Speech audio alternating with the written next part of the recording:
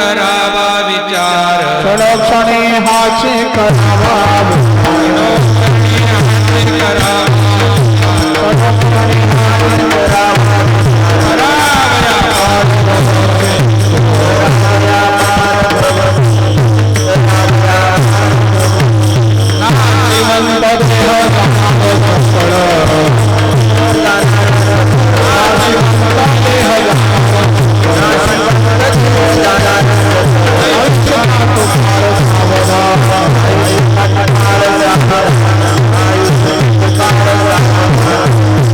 क्षणोक्षणी हाची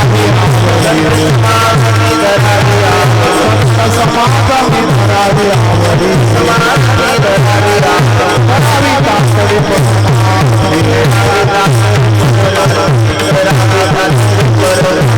हाची करावा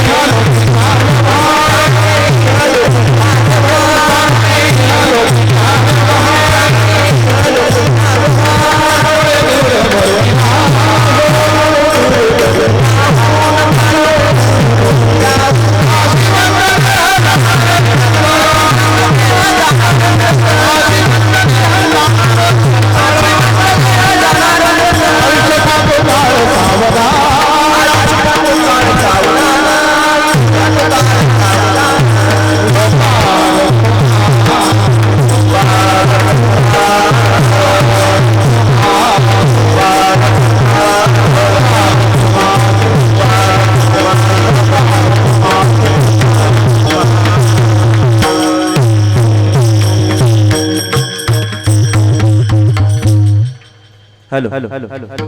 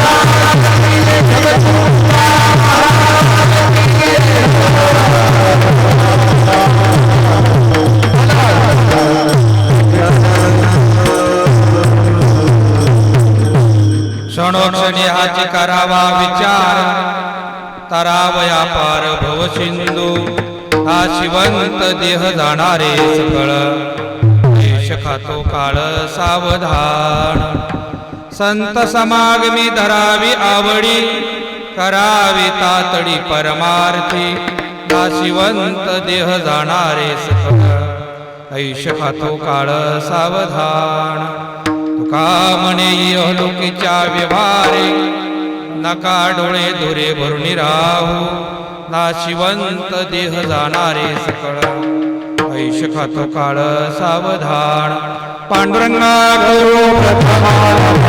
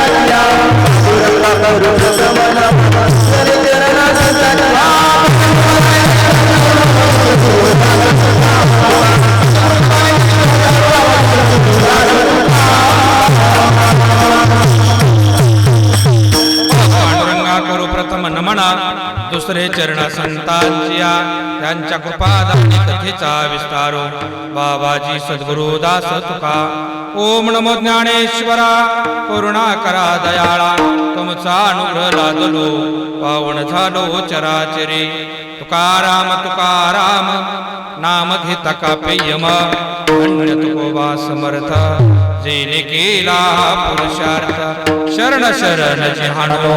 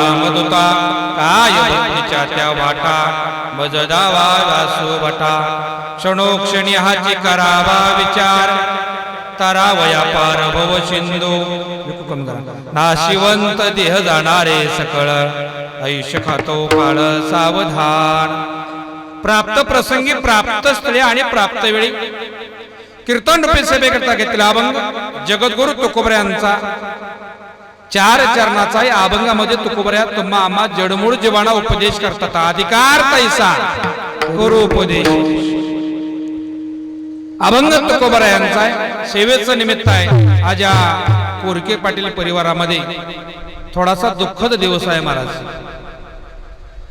वडील म्हणजे घराचं अस्तित्व आई म्हणजे घराचं मांगल्य घरातून आई गेली की घराचं मांगल्य गेले घरातून वडील गेले महाराज वडिलांची माया गेली की वळकाचं घराचं अस्तित्वाला धक्का लागला महाराज अंगणामध्ये टाकलेला सडा आणि त्या सड्यावरती काढलेली रांगोळी अगोदर तुम्ही सडा टाका आणि त्याच्यात रांगोळी काढू नका तरी सडा व्यवस्थित दिसत नाही आणि बिगर सड्याची रांगोळी काढा तरी पण रांगोळी खुलून दिसत नाही अगोदर साड्या टाका आणि त्याच्याची माझ्या आई साहेबांनी ताई साहेबांनी सुंदर अशी महाराज नक्षीदार कोरीव रांगोळी काढावी.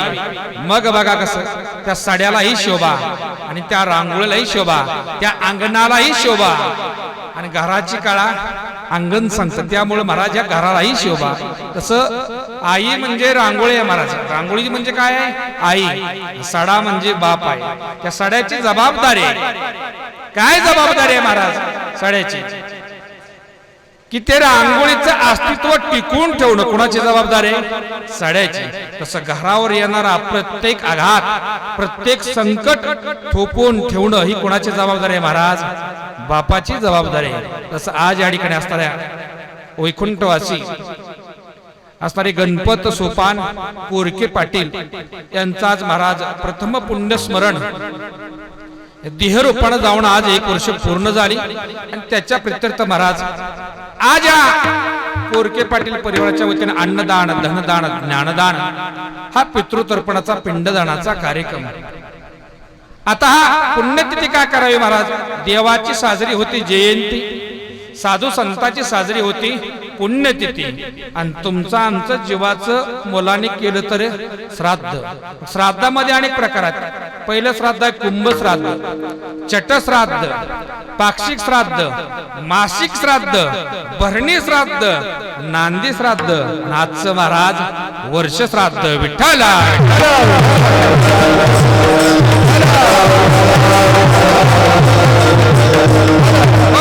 आता श्राद्ध पुण्यतिथी काय करावी महाराज? तर शास्त्र काय सांगतंय? हा जीव जन्माला आला की या जीवावरती 3 जणांचा उपकार आहे. पहिलं देवाचा उपकार, देवे दिला देह भजना गोमटा. भगवंतानं एवढे मोठे दिले इंद्रिय हात पाय कान डोळे मुख बोलाया वचन, जेणे तू जोडशी धन नाही जेणे तू जोडशी नारायण. याच्याकरता भगवंतानं देह दिला. लक्ष 84 योनीपैकी इतर जडमुडीमध्ये जन्म न देता तो आम्हाला चालता बोलता मानवाचा जन्म दिला. मग देवाचा पहिल्यांदा उपकार 2021 ला एक रोग आला. कुठला? कोरोना. कोरोनामध्ये कोणाची आई गेली, कोणाचा भाऊ गेले, कोणाची पत्नी गेली, कोणाची मुलं गेली, कोणाचे वडील गेले, कोणाचा मित्र गेला महाराज. प्रत्येकाला कोरोनाची झळ बसली. पण एवढ्या मोठ्या महामारीतून आम्हाला भगवंतानं आतापर्यंत जिवंत ठेवलंय. म्हणजे तुमच्याकडून देवाला काहीतरी चांगलं काम करून घ्यायची इच्छा आहे. पण देवाचा आता तरी पुढे हाची उपदेश नका करू नाश आयुष्यातून देवाचा उपकार म्हणा. 2 नंबरला आई आणि वडिलाचा उपकार महाराज. ज्या आईच्या वडिलाचा कुशीचा आधार घेऊन महाराज आपला जन्म झाला म्हणजे या ठिकाणी आई वडिलाचा उपकार. आणि 3 नंबरला साधू संतांचा उपकार. जिवंतपणे आई वडिलांची सेवा करा. कुठल्या देवाला जायची गरज नाही. आपलं एवढं मोठं तीर्थक्षेत्र पंढरपूर आहे महाराज. भूवैकुंठ आहे. भूवैकुंठामध्ये देव कशासाठी आला? पुंडलिका भेटी परब्रह्म आले गा आणि चरणी वाहे उद्धरी जगा. आता मला सांगा पुंडलिकाने कुठल्या देवाच्या वाऱ्या केल्या? कुठल्या मसोबाला गेला? कुठल्या ग्रंथाचं वाचन केलं? कोणाचा अनुग्रह घेतला? अजिबात नाही महाराज. त्याच्याबद्दल माझा विरोध नाही. पण पुंडलिकाने एकच केलं, माय बाप केवळ काशी. आणि पुंडलिकाच्या भेटी करता महाराज जगाचा जगनायक पंढरपूरला आला आणि विटेवरती उभा राहिला. याच्यावर आपण अनुमान काढायचं महाराज काय? आई वडिलाची सेवा केली की 100% देव प्राप्त होते. आणि आई वडिलाच्या मृत्यूनंतर तुम्ही देवाची कितीही सेवा करा, एक वेळ तुम्हाला देव मिळेल. आणि देव मिळाल्यावर देव जर म्हणला काय मागायचं असं तर माग बघता. त्या देवाला एकच म्हणायचं, माझे गेलेले आई वडील परत पाठव. देव म्हणेल दुसरं काहीतरी माग बाबा, मी देऊ शकत नाही. म्हणजे देवाची सेवा केली की गेलेले आई बाप मिळत नाहीत. पण जिवंतपणे आई बापाची सेवा केली तर महाराज तुम्हाला देव मिळाल्याशिवाय राहत नाही. मग आपल्या हिंदू धर्मामध्ये मातृदेव भव, पितृदेव भव, नंतर आचार्य देव भव. विठ्ठला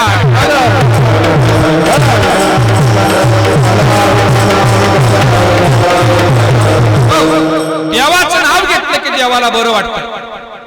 साधू संतांची पुण्यतिथी करायची आणि आई वडिलांचं ज्यांचं असेल त्याचं महाराज श्राद्ध करायचं. श्राद्ध का करावं? राम प्रभूने सीता मातेची सुटका केली. झाले राम राज्य काय होणे आमाशी, धरणी धरे पीक गाई ओळल्या म्हैशी.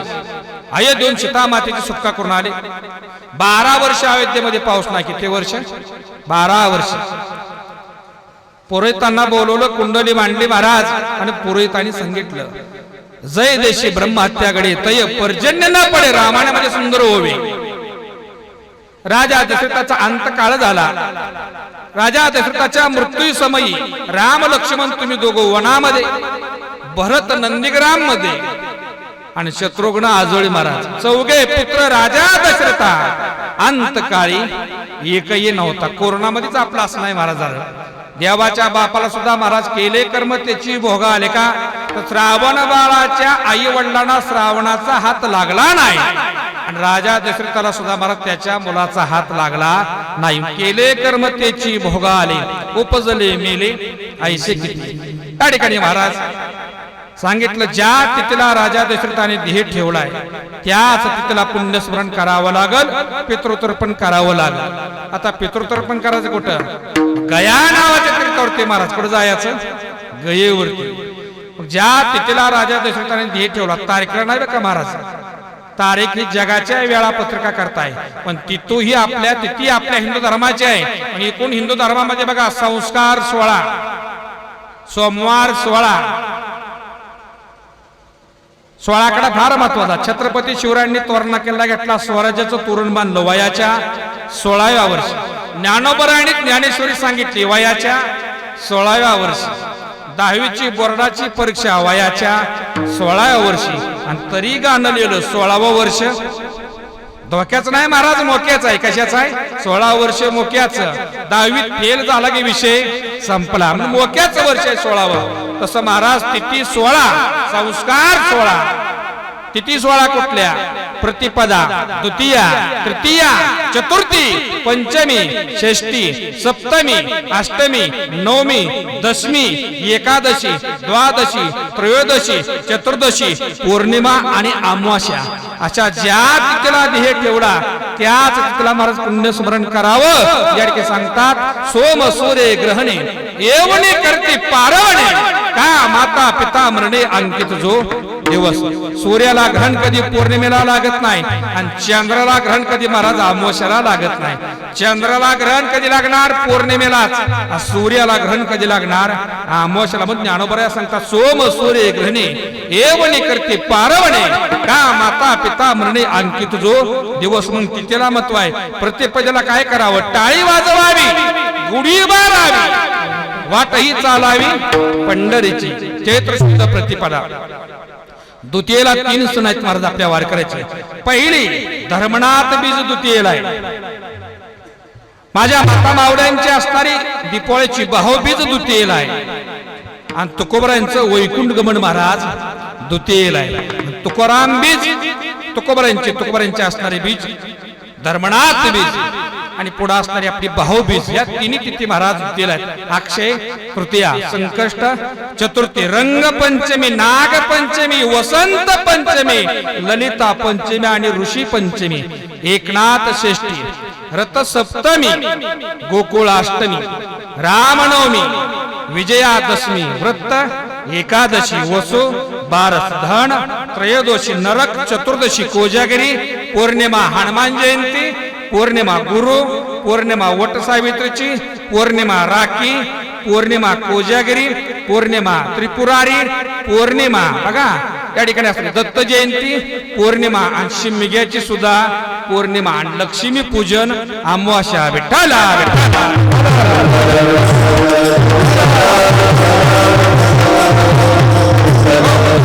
राजा ज्या तिथला ध्येय ठेवला त्याच तिथे करता महाराज. या तिथेवरती महाराज रामप्रभू, सीतामाता, गोमाता आणि पुढे असणारे महाराज पुरोहित असे 4 जण गेले गया नावाच्या तीर्थावरती बिहारमध्ये.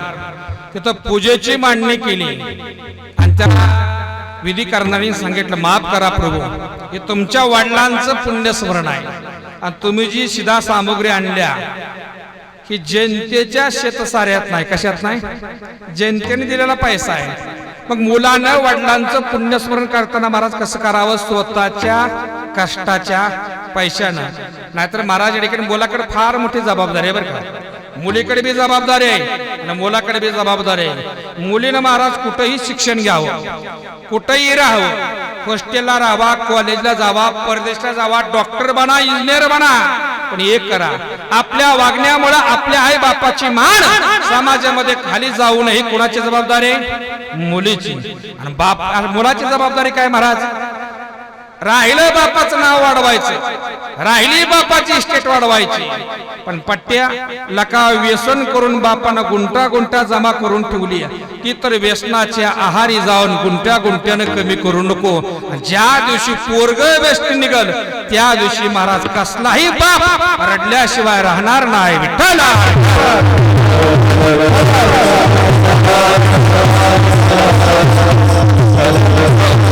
आता काय करावं? रामप्रभूंनी सांगितलं जावा भिक्षा मागा, काहीतरी काम करा. रामप्रभू महाराज भिक्षा मागण्याकरता गेले आणि शास्त्र सांगतंय की गरुड पुराण पितरांना मृत्यू लोकांमध्ये अन्न ग्रहण करण्याकरता येण्याचा अधिकार तिसऱ्या प्रहरामध्ये. कधी? दुपारी 12 ते 3 हा तिसरा प्रहर, रात्रीचे 4 प्रहर आणि दिवसाचे 4 प्रहर, त्यापैकी तिसऱ्या प्रहरामध्ये महाराज अन्न ग्रहण करण्याकरता येण्याचा अधिकार आहे. त्या ठिकाणी रामप्रभू गेले महाराज. सगळी जनता म्हणायची देवा तसं मोफत घेऊन जा, फुकट घेऊन जा, तुला काम लावून आम्ही पाप कुठं फेडावं. तिसरा प्रहर संपायची वेळ झाली, प्रभूला कोणी भिक्षा दिली नाही, महाराज काम लावलं नाही. प्रभू रामचंद्र नाराज झाले, गया नावाच्या तीर्थावरती आले. 100 पावलं दूर असताना तिसरा प्रहर संपाला काही क्षण शिल्लक, त्या नदी पात्रातून वाळूतून राजा दशरथाचे हात वरती आले महाराज. पुरोहित म्हणतात सीतामातेला सासऱ्याचे हात आलेत, सासऱ्याला रिकाम्या हातानं पाठवू नका. मग यातलं देता येत नाही, काय द्यायचं महाराज? या ठिकाणी राजा दशरथाच्या हातानं खुनवलं, वाळू द्या वाळू. सीतामातेनं ओंजळभर वाळू घेतली महाराज आणि राजा दशरथाच्या हातामध्ये वाळू दिली. हात आनंदाने तृप्त झाले, नदी पात्रामध्ये गुप्त झाले. रामप्रभू तिथं आले आणि सीतामातेला रागावली, एवढा मोठा माझा बाप अयोध्येचा अधिपती, त्याच्या हातामध्ये काय दिली? वाळू. महिला मंडळ तुम्ही चंद्रभागेला गेला स्नान झालं, पंचगंगेला गेला स्नान झालं, इंद्रायणीला गेला स्नान झालं, गोदावरीला गेला स्नान झालं. स्नान झालं तुम्ही काय करता? वाळूची पिंड करता. ही तेव्हापासून पद्धत आहे. विठ्ठला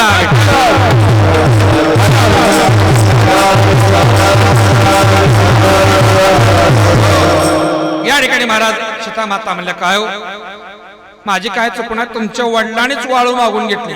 विचारा ह्या गोमातेला. गायीला वाटलं पती पत्नीच्या भांडणामध्ये न पडलेलं बरं, आणि शाण्या माणसांना नवरा बायकोच्या भांडणामध्ये पडू नये का? त्यांचं भांडण कधी असते महाराज? भांड्याचा आवाज संपेपर्यंत भांडण मिटलेलं असते महाराज. काय असते? भांडण मिटलेलं असते. हा, तर याच्यामध्ये सांगायचं आहे महाराज, पती पत्नी सुद्धा भांडणं होतात महाराज. आजोबा होते, आजोबांचं वय महाराज 95 वर्ष, आजीचं वय 90 वर्ष. कुठली बीपी नाही, शुगर नाही, कुठली गोळी नाही, ठणठणीत तब्येत. मग आपल्या ग्रामस्थांनी विचार केला, आजोबांचं एवढं वय, आजीचं एवढं वय, तब्येत ठणठणीत आहे, दोघांचा सत्कार ठेवला गावकऱ्यांनी. आणि शेवटी महाराज काय केलं? सत्कार झाला, ते सत्कार ठेवणारी मुलं म्हणले, आजोबा तुमची तब्येत एवढी ठणठणीत आहे, काय याच्या पाठीमागचं गमत काय आहे, रहस्य काय आहे? आजोबा म्हणले, जाकली मूठ 1.25 लाखाची. पण लका आज सत्कार केलाय म्हणून तुम्हाला सांगतो. आजोबा म्हणले, माझं आणि माझं लग्न झाल्याबरोबर आम्ही पती पत्नी ठरवले, जर भांडण झालं, ज्याची भांडणामध्ये चूक आहे त्यानं इथनं करकमला चालत जायचं आणि परत चालत यायचं. पोरं म्हणले, आजोबा असं ठरलंय, तुमच्यावर कधी केळी वेळ आली? आजोबा म्हणले, काय सांगू, 16वी झाल्यापासून मीच चालतोय म्हणले. आकाश महाराज कसं पुरुषाचं चुकतं महाराज का? उदाहरण सांगतो. साहेब होते, हरभरे महाराज असं गहू चिकामध्ये आलता आणि हरभर फुलाला आलतं आणि हरभऱ्याची भाजी खायची. हरभरच्या पानाची आपण शेतकरी भाजी बनवतो, हिरवीगार भाजी. मग साहेब म्हणले, आज हरभऱ्याच्या पानाची भाजी करून दे, मी येतो संध्याकाळी ऑफिस मधून. पत्नी म्हणली, बनवून ठेवते, जावा. संध्याकाळी हा विचार आला, ऑफिस मधून आला, फ्रेश झाला, पाहतो तर पत्नी विश्रांती घेत होती. नको म्हणला, कंटाळी असं झोपमोड करायला. किचन रूम मध्ये गेला, पाहिलं एका छोट्या पातेल्यामध्ये महाराज हिरवीगार हरभऱ्याची भाजी बनवली होती. कशाची? हिरवीगार. त्यानं 4-2 चपातीचा मुर्दा पाडला. कशाबरोबर? सगळी भाजी संपवली, पाणी प्याला, टीव्ही लावली निवांत बसला असा. पत्नी झोपेतून उठली, चहा बनवला, याला दिला, स्वतः घेतला. नंतर पत्नी फ्रीज उघडायची, किचनची ट्रॉली उघडायची, कपाट उघडायची. हे म्हणला शांत बसू दे, म्हणलं ऑफिस मध्ये कंटाळून आलोय, शांत बातम्या बघू दे. ती म्हणजे बाकी काय नाही, मी डोक्याला लावायला मेहंदी भिजवून ठेवली होती म्हणजे, आणि ती मेहंदी काय मला सापडत नाही म्हणले. त्यानं विचारलं आज तू हरभऱ्याची भाजी बनवली का? नाही म्हणजे हरभऱ्याची भाजी बनवायची माझ्या लक्षात नाही. मग आता ह्याला पश्चाताप व्हायला लागला, मेहंदी खाल्ल्यावर काय होतं, यानं मेहंदी खाल्ली महाराज. आता मी सांगू का महाराज, ग्रामीण भाषेत बोल का, ही मेहंदी पचवतो, याला मेहंदी काय करेल विठ्ठला.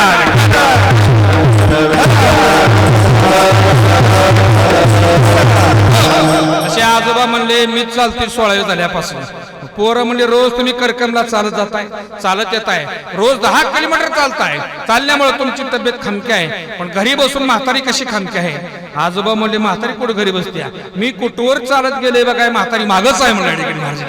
हा महाराज काय सांगायचं आहे, असं घडतं. तसं गोमाता म्हणली, पती पत्नीच्या भांडणामध्ये न पडलेलं बरं. सीता मातेने विचारलं, विचारा गोमातेला. गायी शांत राहिली. विचारा पुरोहिताला, पुरोहित शांत राहिले.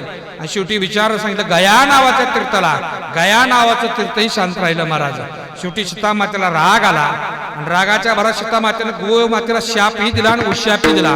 गोमातेला सांगितलं तुझ्या डोळ्या देखील घटना घडली, तो माझ्या बाजूने साक्ष देत नाहीत, इथून पुढे मृत्यू लोकांमध्ये तुझं मुखाकडून कोण दर्शन घेणार नाही, तुझं पाठीमागून दर्शन घेतील.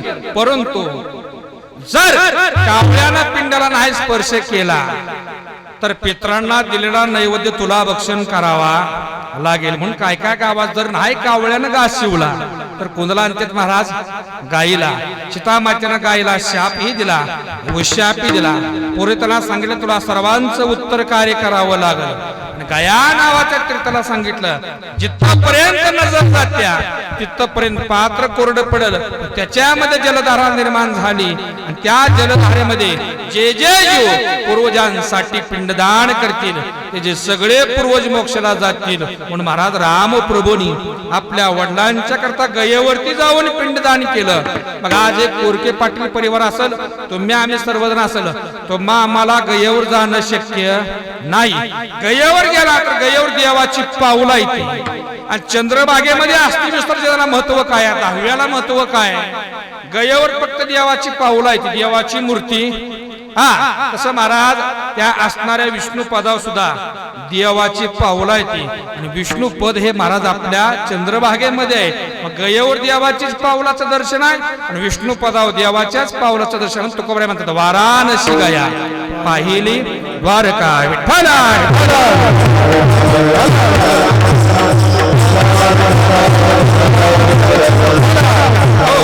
महाराज हा मृत्यूलोक आहे, आणि मृत्यूलोकाचा नियम आहे, ज्याचा जन्म झाला त्याचा शेवट होणार म्हणजे होणार. फक्त कधी शेवट होणार याची गॅरंटी नाही. समजा आज 20 एप्रिल आहे, काही महिलांना स्वयंपाक करताना सकाळी गॅस संपला, अचानक गॅस संपला. तुम्ही म्हणता पिंट्या गॅस संपलाय, सांग बापाला गॅस वरून आणायला. मग ज्याचा मोबाईल लिंक आहे ती बुक करतं महाराज. मग गाडी घरी येऊन जाती, किंवा तुम्ही जाऊन गोडवड करून गॅस घेऊन येता. मग तुम्ही लगेच येता महिला मंडळ. 20 एप्रिलला सकाळी गॅस भरून आणला. आता बघा गॅस भरून आणलेली तारीख तुम्ही लिहू शकताय, पण गॅस कधी संपली याची तारीख तुम्ही लिहू शकत नाही. का एखाद्या घरामध्ये एखादं बाळ जन्माला यायचं असेल तर आज विज्ञान युगात सोनोग्राफी महाराज 9 महिने अगोदर कळतं की आपल्या घरामध्ये बाळ जन्माला येणार आहे. पण त्याच घरचं एखादं जाणार असेल तर अगोदर समजत नाही. मग कधी जीव जाईल याची गॅरंटी नाही. म्हणून प्रत्येकाने विचार करावा. विचार कसा करावा, अभंगाचं पहिलं चरण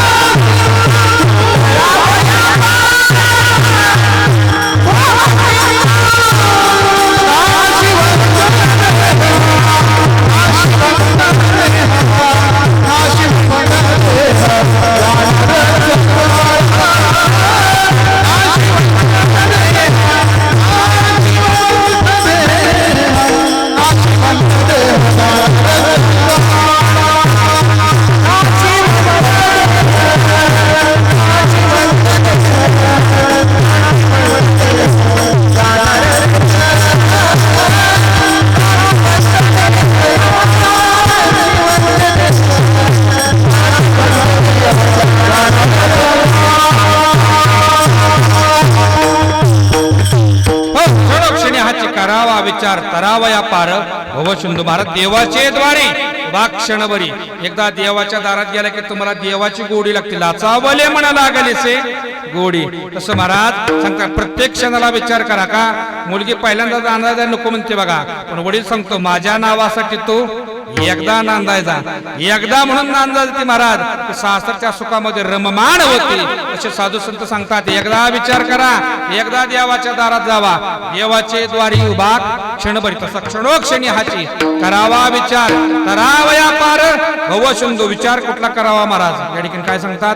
विचार करा, सारासार विचार करा, उठा उठी नाम धरा कंठी विठोबाची. आपल्याला महाराज सारा आणि असर कळत नाही काय महाराज? मी काय सांगतो महाराज, चांगलं वाईट कळतं महाराज, पण तरी पण आपण काय करतो महाराजा, स्वतःला स्वार्थ असावा, पण स्वतःचं पोट भरण्यापुरता पोटा पाण्यापुरता स्वतः स्वार्थ असावा, पण एखाद्याला रडवणे कपट मनामध्ये नसावं.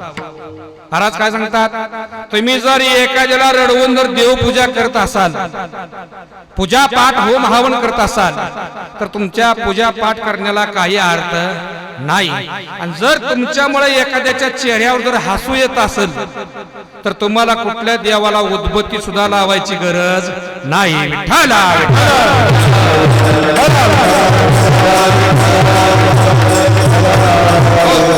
तर काय सांगते? महाकुंभ मेळ्या स्नानाला प्रयागला गेलो. प्रयागना आला संध्याकाळी आणि याला समजलं भावकीच्या उसाला उद्या तोडायचे.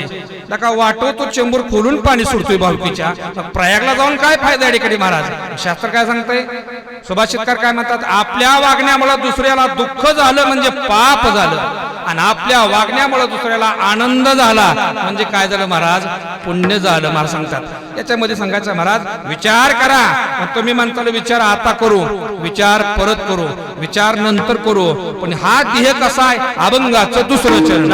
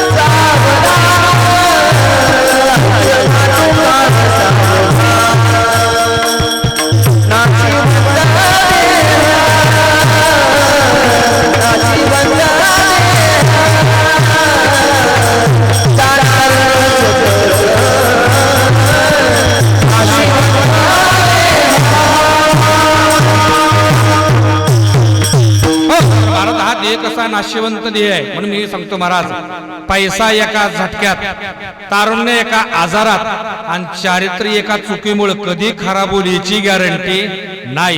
सांगतात नाशिवंत देह जाणारे सकळ. या देहाला महाराज 3 प्रकारचा नाश आहे. पहिला नाश आहे परता, दुसरा नाश आहे आश्रय, आणि तिसरा नाश आहे स्वभाव नाश. परता नाश, आश्रय नाश आणि स्वभाव नाश, या 3 नाशामध्ये महाराज आपला देह मोडला जातो. शास्त्र सांगतंय नाशिवंत देह जाणारे सकळ, आयुष्य खातो काळ सावधान. मग काय करावं या देहानं? याची देहीकडे देवाचे भजन विठोबार.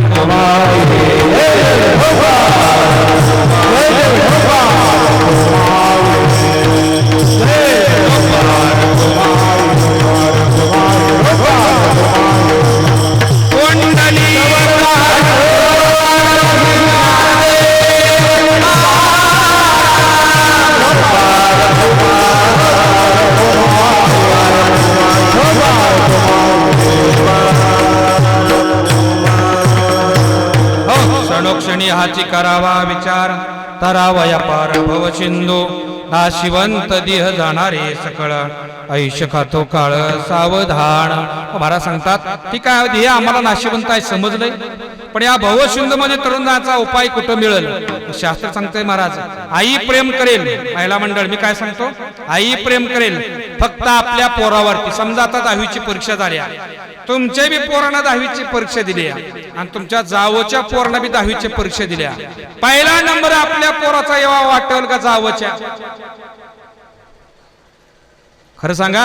आता तुमच्या नाही ते म्हणून तुम्ही जावच्या म्हणता येईल. हा, जिचा 10वीच्या परीक्षा झाल्या ती म्हणणार कसा का असला पण आपल्याच आईला बरा. मी आईला नाव ठेवत नाही का, तर महाराज लेकराचे हितव आहे माऊलीचे चित्त. आई प्रेम करेल फक्त आपल्या पोरावरती. गायी पाना घालेल, कुठली खिलार गाय, जर्सी गाय नाही का, हा खिलार गाय पाना घालेल फक्त आपल्या वासरासाठी. का तर गायीच्या आईच्या प्रेमाला मर्यादा आहे. जगाचं कल्याण व्हावं असं एकाच जातीला वाटतं. आईची कळवळ्याची जाती करी लाभा विडपती. आणि ती जात म्हणजे जात कुठल्या महाराज? संत समागमी धरावी आवडी आणि करावी तातडी परमार्थी ज्ञानेश्वर.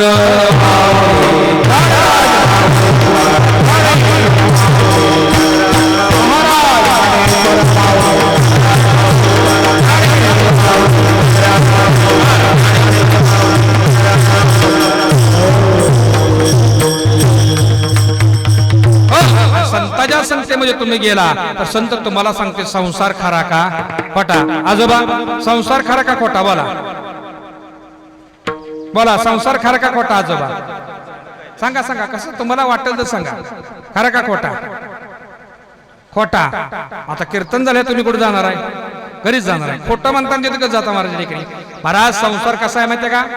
संसार खोटा आहे पण त्याला खरा मानावा लागतो. एका मिनिटामध्ये उदाहरण सांगतो महाराज. भोसे गावामध्ये 6 मित्र होते. किती? एकाच वर्गात शिकायला 6 मित्र. पहिले ते 12वी एकाच वर्गात. 12वीची परीक्षा झाली, निकाल लागला. 5 जणाला मिळून 50% मार्क पडले. किती जणाला? 5 जणाला. 6व्याला 95% मार्क मिळाले.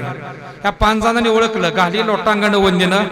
हा, कोणी कुक्कुटपालन केलं, कोणी शेळ्याचा मुक्त गोटा केला, कोणी जर्शीचा गोटा केला, कोणी डाळिंब लावलं, कोणी केळीची बाग लावली.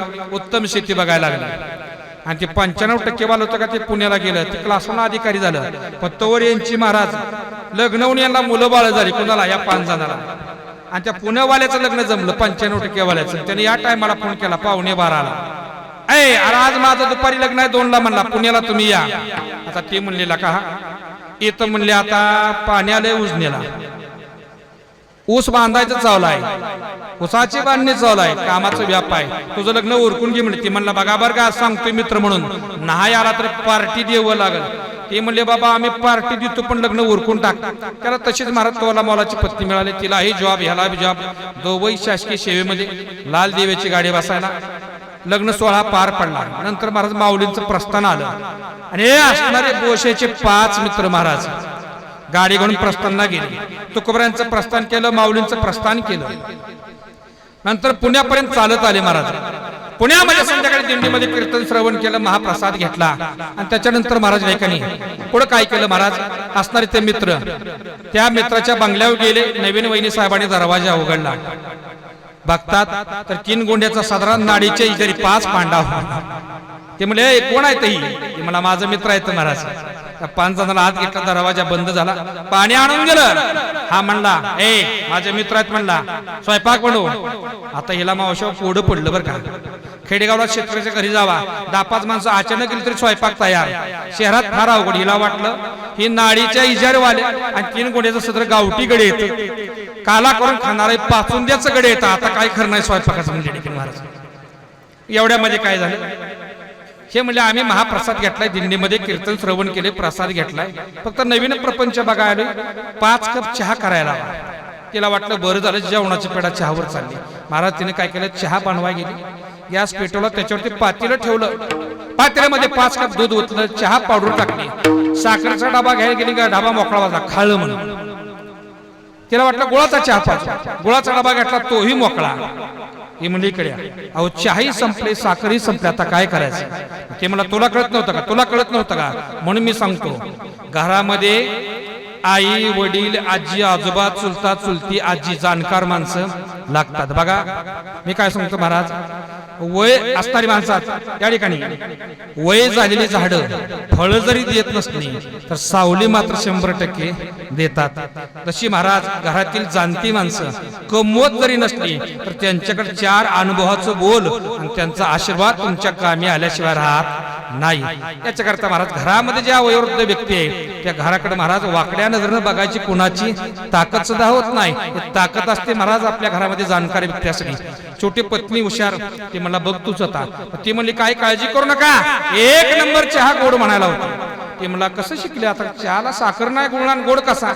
रात्री 12:30-1 वाजले येता याच्यामध्ये काय केलं महाराज तिनं चहा बनवला. चहामध्ये साखर किंवा गोळ नाही बिगर साखरेचा बिगर गुळाचा सपक चहा बनवला. यांच्या समोर आणून ठेवला 5 कप आणि यांनी चहा घ्यायला हात पुढे केले म्हणजे चहा घ्यायचा नाही का आमच्या लग्नाला बोलवलं तुम्ही आला का नाही. म्हणून मी गंमत केली त्या 5 कपापैकी एका कपात अजिबात साखर टाकलेली नाही. आणि ज्याच्या वाटणीला बिगर साखरेचा कप येईल त्यानं पुढच्या रविवारी 50,000ची पार्टी द्यायची. हे 5 जण म्हणले कुठना अवदसा आठवली ह्याच्या घरी चहा प्यायला आलो कोणा. पहिल्यानं घाबरत फुरका मारला महाराज. अयो म्हणलं आपलंच घर गेलं म्हणलं 50ला काही खरं नाही. त्याला वाटलं मला बिगर साखरचा आलाय त्या चौघाला साखरचा गेलाय. 2 नंबरच्या फुरका मारला त्याला वाटलं मला बिगर साखरचा आलाय त्या चौघाला साखरचा गेलाय. 5च्या 5 जणाला वाटायचं मला बिगर साखरचा आलाय आणि त्याला साखरचा गेलाय चौघाला. तसं कायला वाटतंय त्याची गाडी लय भारी आहे त्याचा हप्ता त्यालाच माहित आहे तुझंच बरं आहे या ठिकाणी महाराज.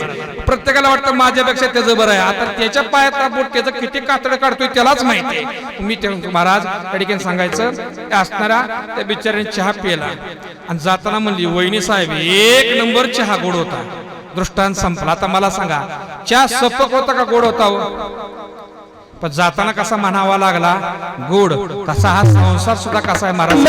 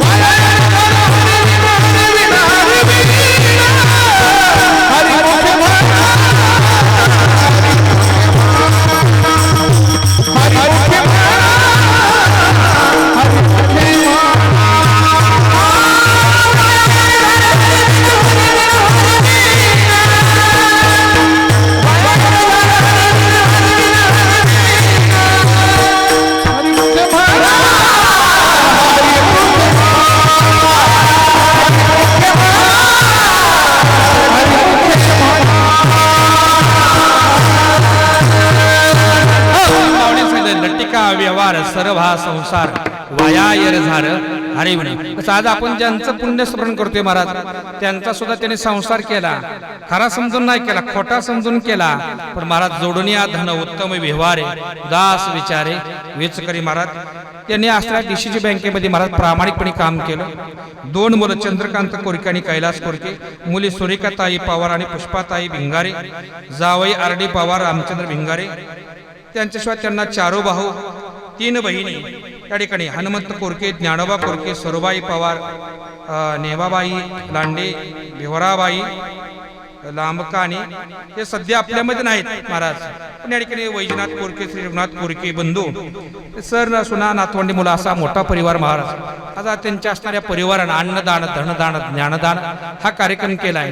आणि त्यांच्या जाण्यानंतर 1 वर्षानंतर तुम्ही सर्वजण या ठिकाणी येत आहे म्हणजे महाराज काहीतरी चांगली कीर्ती पाठीमागे. तो का म्हणे एका मरण्याची सरे आणि उत्तमची उरे कीर्ती मागे. म्हणून आज श्राद्ध कर्म आहे महाराज. हा जीव महाराज देवाचा अंश आहे. देत वाढला 5चा उसना. या ठिकाणी महाराज देहातून प्राण बाहेर पडला की खांबामध्ये जातो. खांबातून पाहतो पत्नी मुलाची भाऊ भाऊकीची काय अवस्था. नंतर महाराज प्रेत भिंतीला टेकून बसवलं जातं. नंतर काय केलं जातं, तिरडी बांधाय घेतली जाते. तिरडी त्याला काही ग्रामीण भाषेत ताटे म्हणतात. ती संस्कृती आहे महाराज, त्याच्या पाठीमागे शास्त्र आहे. मला सांगा त्या तिरडीला उभी लाकडं किती येते महाराज? उभी लाकडं 2, आडवी लाकडं 3. आडवी 3 का, उभी 2 का? पहिलं लाकूड म्हणजे जन्म आहे, दुसरं लाकूड म्हणजे मृत्यू आहे, म्हणून 2 उभी लाकडं. त्याची आडवी सांगड कशी काढते? जन्म मृत्यू वृद्धपण म्हणून आडवी लाकडं 3, उभी लाकडं 2. नंतर शिंकाळे असतील, शिंकाळीला कामट्या किती? 3. त्याला दोऱ्या किती मावशाव? 3 दोऱ्या. आणि घरच्या शिंक्याला 4. जुन्या आजी सांगते 4 दोऱ्या. बरोबर आहे का? धर्म अर्थ काम आणि मोक्ष 4 पुरुषार्थ करता घरच्या शिंक्याला 4 दोऱ्या आणि ह्या शिंक्याला शेवटच्या 3 दोऱ्या. नंतर महाराज प्रेत भिंतीला टेकून बसवलं की त्याला स्नान घालायला घेतलं जातं. स्नान घालायला घेतल्यावर महाराज त्या प्रेताचे पूर्ण कपडे काढतात. का तर नाभी कमलातून जर पिवळं पाणी येत असेल, पिवळा द्रव, तर प्रेत जिवंत होता. ते धन करायचं नाही 3 तास महाराज. पण जुन्या काळात माणसं माझे थांबा, पावणा टिंबुर्णी पर्यंत आलाय, पुरगी सांगोल्यापर्यंत आल्या का, तर ती येऊन काय याला उठवत नाही. पण त्यांची वाट बघण्यात कमीत कमी 3 तास वेळ वाया जावा. आणि 3 तासात नाही हालचाल झाली मग मात्र प्रेत धन कराय काय अडचण नाही. नंतर महाराज त्याला आंघोळ घातली जाते. नंतर प्रेताला तिरडोची झोपवलं तर पांघरा बी कापडतेच, अंतरा बी कापडतेच. जन्माला आल्या पहिलं कापड गुंडाळलं, त्याचं नाव काय आहे? बाळू. त्याला किसा नाही आणि शेवटच्या कापडाला किसा नाही. तरी पण माणूस किसा भरायसाठी जन्मभर मरमर राबतोय महाराज. हा मग जोडून या धन उत्तम व्यवहार उदास विचारे वेच करी. त्याच्या पुढे महाराज सांगतात या ठिकाणी असणाऱ्या त्या प्रेताची महाराज प्रेत यात्रा निघाली की त्या खांबातीला आत्मा आहे का, त्या मडक्यामध्ये जातो. तो का म्हणे आम्ही झालो अग्निरूप लागून येते अंगा. हा स्मशान भूमीत गेलं की महाराज चितेवरती प्रेत ठेवलं. त्यानंतर महाराज मुलगा विस्तो टाकतो, पाणी आणून पाजतो. पाणी कशाने पाजायचं? हाताच्या अंगठ्याने.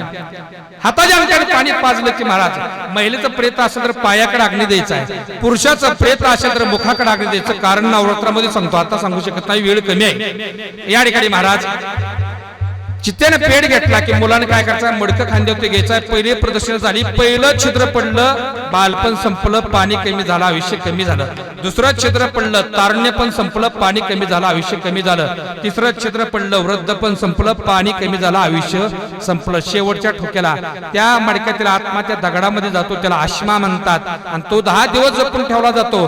10व्या दिवशी गेली तिळांजुळी काळ नाम रूपाची. तिथून तो आत्मा चालत झाला 350 दिवस आणि वारल्यापासूनचे 10 असं 360व्या दिवशी काय जाब द्यायची हे मत होता. तसं महाराज आज या परिवारामध्ये वडील जाऊन महाराज आज 1 वर्ष पूर्ण झालं. पण त्यांच्या पावलावरती पाऊल ठेवून की पुढची पिढी वाटचाल करताय. जाता जाता 5 मिनिटं वडल्याबद्दल घेतो आणि शेवेचे महाराज करेक्ट सांगता करतो. फक्त आपल्याकडे 9 मिनिटं शिल्लक आहे. किती? 9 मिनिटं. महिला मंडळ मला सांगा, मुलावर जास्त माया आईची का बापाची?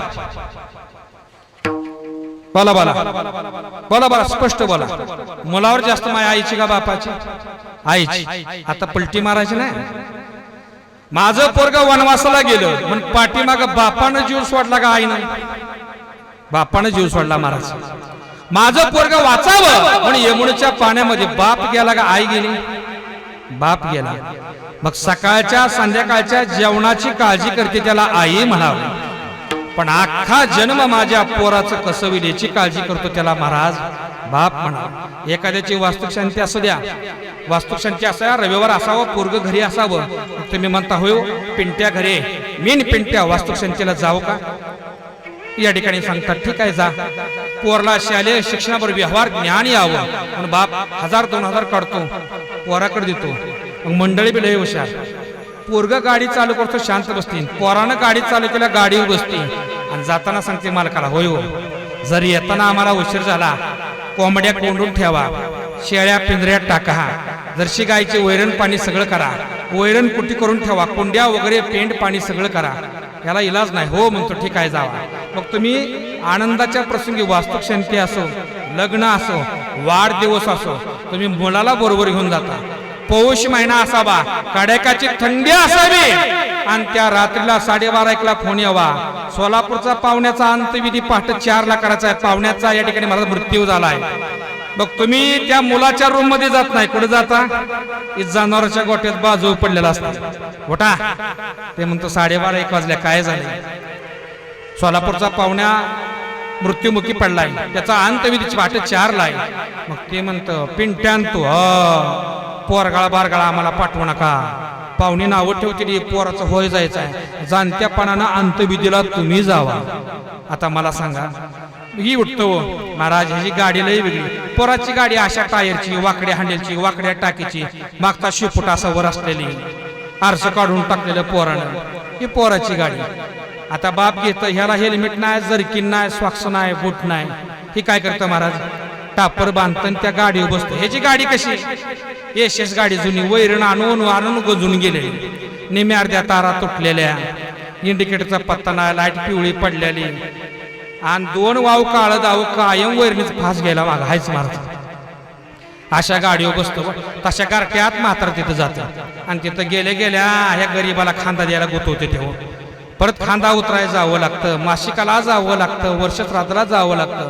महाराज मी काय सांगतोय, आनंदाच्या प्रसंगी तुम्ही जाता, पण दुःखाच्या प्रसंगी तुमचा बाप जातो. पण मी सांगतो महाराज, स्वतःच्या मनातील दुःख लपवून कुटुंबाच्या सुखासाठी जपणारा देव म्हणजे त्या देवाचं नाव आहे महाराज, बाप विठ्ठल.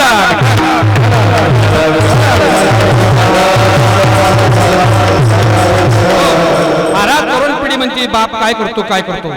तुकोबरांना 3 मुलं आणि 3 मुली. तुकोबरा रोज कीर्तनाला देहूमध्ये उभा राहायचे. तुकोबरांची मुलगी भागीरथी नावाची मुलगी रोज कीर्तनाला समोर बसायची. आणि देहू गावात एक माळीन होती, माळीन ती रोज तुकोबरांच्या कीर्तनाला समोर हजर असायची. माळीन भागीरथी समोर बसायच्या. तुकोबरांचं कीर्तन महाराज अनोरणी आठोकडा तुका आकाश एवढा. तुकोबरांचं कीर्तन ऐकून महाराज त्या तुकोबरांच्या भागीरथीचं ऊर भरण्याचं काय माझा बाप आहे. महाराज बराच काळ गेला आणि अडीकडे भागीरथी नांदायला गेली, लग्न झालं भागीरथीचं. येलवडी नावाच्या गावामध्ये भागीरथीला दिलं महाराज. कन्या सासरीची जाय मागे परतो न पाहे. आणि त्या ठिकाणी येलवडीमध्ये भागीरथी नांदायला गेली महाराज. पण त्याला एक दुःख झालं की आजपासून बापाचं कीर्तन ऐकायला मिळणार नाही. पण तिचं नशीब चांगलं महाराज, ती माळीन होती का देहूगावची, रोज दुसऱ्या दिवशी भाजी विकायला येलवडीला जायची. माळीनं आले की भागीरथी पोळे द्यायची, गोळाचा खडा द्यायची, तांबे द्यायची. आणि रात्रीचं माझ्या बापानं कसं कीर्तन सांगितलं, अभंग कोटला घेतला सांगावं. तुकोबरा यांचं जसंच्या तसं कीर्तन ती माळीन सांगायची. त्याला आनंद व्हायचा हो महाराज. या ठिकाणी फाल्गुन मध्ये द्वितीय आली आणि तुकोबरा आहे म्हणले, आम्ही जातो आमच्या गावा, आमचा राम राम घ्यावा. अंत काळी विठू आमाशी पावला, उडी सहित झाला गुप्त तुका. तुकोबराय वैकुंठाला गेले महाराज. सदेह वैकुंठ गमन झालं. अख्खा महाराष्ट्र शोकसागरात बुडाला. सगळ्याला दुःख झालं, माळींनाही दुःख झालं. 2 दिवस होत गेल्या माळीन. पण रंगपंचमीचा दिवस उजळला. पोटा पाण्यासाठी काय तर करावं. माळणीनं भाजीची टोपली घेतली महाराज आणि येलवडी गावाला गेली. मग मात्र माळणीच्या काळजात धस झालं. आज जर तुकोबराची पोरगी आली आणि रात्रीचं बापाचं कीर्तन सांगा म्हटलं तर आता कीर्तन काय सांगावं महाराज.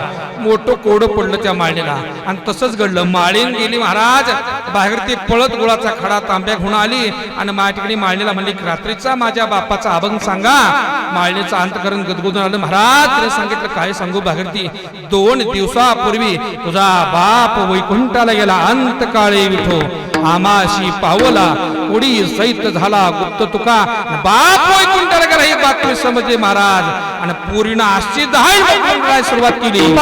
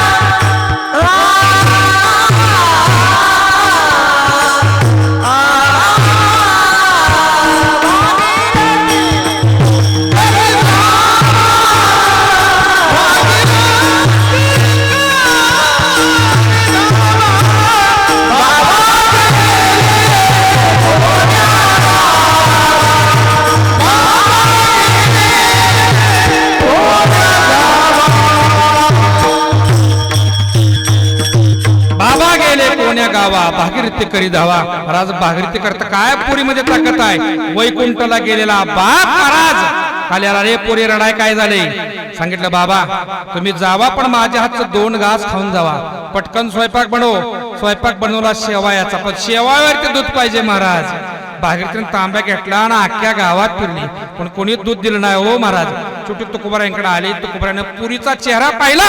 मुलगी खिन्न आहे महाराज. काय ग भागीरथी. काय नाही बाबा मला दूध पिलं नाही हो कोणी. दूधच पाहिजे वय तुला. मग तरुण पिढी म्हणते बापानं आमच्यासाठी काय केलं. मी सांगतो बाबा हो तुकोबारायांनी पुरीसाठी काय केलं महाराज. ते तांब्या घेतला आणि तिथे येवलेश्वराचं मंदिर होतं महाराज. दगडाचा नंदी होता. दगडाच्या नंदी ठाम टाकली. दगडाचा नंदी ताड करून उभा राहिला महाराज. आणि तुकोबारायांनी पुरीच्या हट्टासाठी दगडाच्या नंदीचं दूध एका बापाने एका पुरीच्या हट्टासाठी काढलं महाराज. असा बाप जीवनात महाराज 4 वेळेला रडतो. पुरीचं लग्न जमलं त्या दिवशी बाप एकटा रडतो. संध्याकाळी पोरगी नांदाय जाताना पुरीच्या गळ्यात पडून बाप रडतो. तिसऱ्यांदा बाप रडतो. एक वेळा तरणी ताटी पोरगी मरू द्या बाप रडणार नाही. पण तरणी ताटी पोरगी जर विधवा झाली आणि तारुण्यामध्ये जर मुलीचं कुंकू पुसलं गेलं तर त्या बापासारखा दुःखी बाप जगात नाही महाराज. आणि चौथ्यांदा बाप रडतो. एक वेळा नाव नाही कमू द्या. इस्टेट नाही वाढवू द्या. पण जर पोरग महाराज वेष्टनी लागालं आणि बापानं जतन करून ठेवलेली महाराज जमीन गुंट्या गुंट्यान जर कमी करू लागलं तर त्या महाराज असणाऱ्या बापाला शेवटचं रड येतं. मी एक सांगतो बाबा काय बी करा फक्त आपल्या आई बापाच्या डोळ्यात पाणी येईल असं अजिबात वर्तणूक करू नका. बाप गेला म्हणजे महाराज तुमचा बाप जपतो पण आईच्या कपाळाचं कुंकू नाहीसं होतं. पायाचे जोडवी निघून जातात. गळ्यातलं मणिमंगळसूत्र निघून जातं. बांगड्यांचा रंग बदलतो आणि साडीचा रंग फिका होतो. पण तरी पण ती माऊली तुमच्यासाठी सगळा अगाध सण करून तुम्हाला आधार द्यायचा प्रयत्न करते. तसं महाराज आज या घरातून आईचीही माया गेली असेल वडिलांचीही माया गेली असेल पण त्यांच्या विचारावरती पाऊल ठेवून पुढं महाराज हा कार्यक्रम विठ्ठल सुखा विठ्ठल दुःखा तुकया मुखा विठ्ठल म्हणून जावो देवाची या गावा देव देईल विसावा देवा सांगू सुख दुःख देव निवारील भक सांगतात तुका म्हणे याच्या मज घडो त्यांची सेवा तरी माझ्या दैवा पार नाही म्हणून सांगतात या ठिकाणी तुका म्हणे लोकेच्या व्यवहारी नका डोळे धुरे भरून राहू झालेली सेवा ज्यांचं पुण्यस्मरण आहे त्या साहेबांच्या चरणी समस्त कोरके पाटील परिवार भोसेकर समस्त भजनी मंडळ आमच्या असणारे आप्पा आहेत आपल्या असणारे सर्व टाळकरी मंडळे मृदंगाचार्य पंढरी महाराज कराळे आमच्या असणारे सर्व अमोलदादा टिंगरे शरद महाराज जाधव दोंडेवाडी भजनी मंडळ सुंदर अशी साऊंड सिस्टीम त्या ठिकाणी आमच्या बरोबर चॅनलवाले त्यांचे धन्यवाद मानतो महाराज त्या ठिकाणी का हा कार्यक्रम सगळीकडे जातो त्यांना सेवा आवडली आले महाराज या ठिकाणी त्यांनाही धन्यवाद देतो. बोलण्याच्या ओघात एखादा शब्द जातो तो माझ्या बुद्धीचा दोष झालेली सेवा या ठिकाणी ज्ञानोबा तुकोबारांच्या चरणी सेवा समर्पित करून सेवेला पूर्ण विराम तुका